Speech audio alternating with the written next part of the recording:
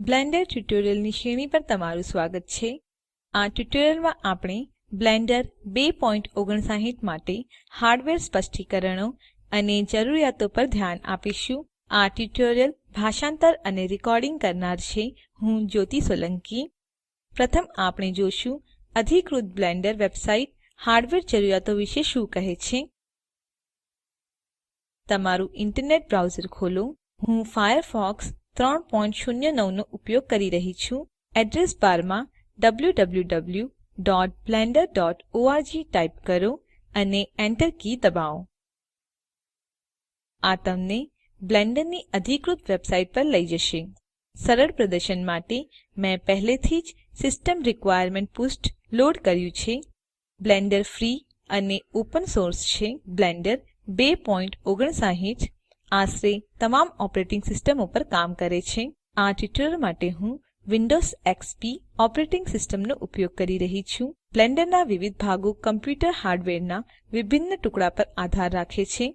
ઝડપી સીપીયુ અને વધુ રેમ રેન્ડરિંગ ઝડપ વધારવા માટે મદદ કરી શકે છે, જ્યારે બ્લેન્ડર ઇન્ટરફેસ વ્યૂપોર્ટ્સ અને રિયલ ટાઇમ એન્જિન ગ્રાફિક કાર્ડની ઝડપ દ્વારા પ્રભાવિત થાય છે. જ્યારે મોટા વિડિયો સાથે કામ કરી રહ્યા હોય ત્યારે મોટી અને ઝડપી હાર્ડ ડ્રાઈવો પણ કાર્યની ઝડપ વધાવી શકે છે. તમે જોઈ શકો છો કે બ્લેન્ડર સંસ્થાનો વપરાશના 3 વિભાગો માટે હાર્ડવેર વિશેષતાઓ બતાવે છે. ન્યૂનતમ સારું અને ઉત્પાદન સ્તરે બ્લેન્ડર ચલાવવા માટે જરૂરી ન્યૂનતમ હાર્ડવેર સ્પષ્ટીકરણો છે. 1 ગીગાહર્ટ્ઝ સિંગલ કોર સીપીયુ,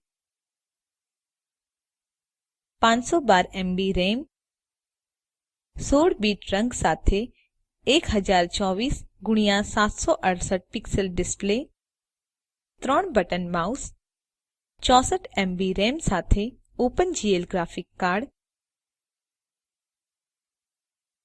સારી વિશેષતાઓ સ્તર સમાવેશ કરે છે 2 gigahertz dual core CPU, 2 GB RAM, 24 bit રંગ સાથે 1920x1200 pixel display, 3 button mouse, 256 અથવા 512 MB રેમ સાથે OpenGL ગ્રાફિક કાર્ડ. ઉત્પાદન સ્તર માટે હાર્ડવેર સ્પષ્ટીકરણો હશે 64 બીટ મલ્ટી-કોર સીપીયુ, 8 થી 16 GB રેમ, 24 બીટ રંગ સાથે 2 વખત 1920x1200 pixel display, 3 button mouse વત્તા ટેબ્લેટ, ATI FireGL અથવા NVIDIA Quadro સાથે OpenGL ગ્રાફિક કાર્ડ. તમે કોઈ એક સ્પષ્ટ સ્તર સાથે મળો છો એ ખાતરી કરવા માટે તમને તમારી સિસ્ટમનું કોન્ફિગરેશન તપાસ કરવાની જરૂર છે. બ્રાઉઝર વિન્ડોને મિનિમાઇઝ કરો. કંટ્રોલ પેનલ પર જાઓ. અહીં સિસ્ટમ આઇકોન પર ડબલ ક્લિક કરો. તેથી અહીં તમે તમારા મશીનની વર્તમાન વિશિષ્ટતાઓ જોઈ શકો છો અને બ્લેન્ડર ફાઉન્ડેશન સૂચન સાથે તુલના કરી શકો છો. મોટાભાગની વિન્ડોઝ ઓપરેટિંગ સિસ્ટમ ક્યાં તો 32 બીટ અથવા 64 બીટ હોય છે. હું 32 બીટ વિન્ડોઝનો ઉપયોગ કરું છું. 32 બીટ અને 64 બીટ એ સીપીયુની માહિતી નિયંત્રિત કરવા માટે માહિતીનો સંદર્ભ આપે છે. વિન્ડોઝ 64 બીટ આવૃત્તિ 32 બીટ સિસ્ટમ કરતાં વધુ અસરકારક અને મોટા પ્રમાણમાં રેમ ને સંચાલન કરે છે. જો તમે બ્લેન્ડર માટે નવા કમ્પ્યુટરમાં નિવેશ કરવાની યોજના કરી રહ્યા છો તો આ એક સારો વિચાર હશે. તે માટે આ લેખ તપાસો www.blenderguru.com/the ultimate guide to buying a computer for Blender. આ માર્ગદર્શિકા તમને ઓપરેટિંગ સિસ્ટમ,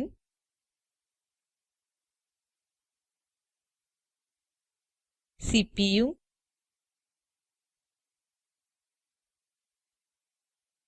RAM,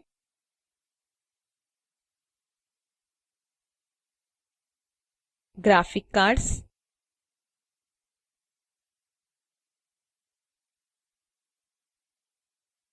case,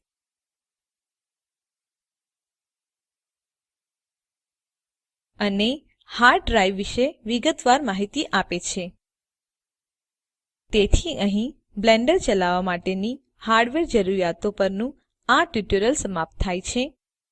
આ ટ્યુટોરીયલ પ્રોજેક્ટ ઓસ્કાર દ્વારા બનાવેલ છે અને આઇસીટી દ્વારા શિક્ષણ પર નેશનલ મિશન દ્વારા આધારભૂત છે.